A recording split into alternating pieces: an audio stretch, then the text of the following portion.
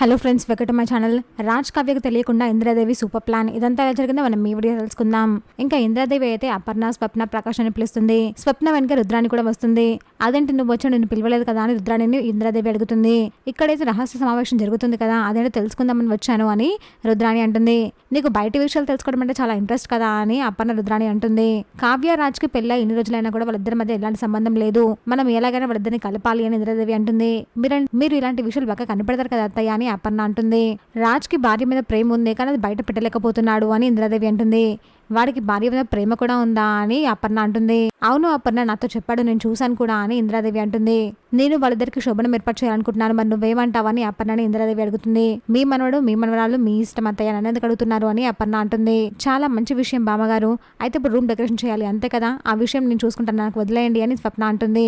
అయితే sweets fruits నేను తీసుకొస్తాను అని ప్రకాశం అంటాడు. ఈ ఏర్పాటు చేస్తున్నాము అని వాళ్ళిద్దరికి తెలియకూడదు, వాళ్ళిద్దరికి తెలిసి తప్పించుకుంటారు అని ఇంద్రాదేవి అంటుంది. సరే అని అందరూ అంటారు. చూసాక ఫ్రెండ్స్ మరి ఏం జరగబోతుందో. ఇలాంటి జెన్యూన్ అండ్ రెగ్యులర్ అప్డేట్స్ కోసం మా వీడియోకి లైక్ చేసి ఛానల్ సబ్స్క్రైబ్ చేసుకోండి.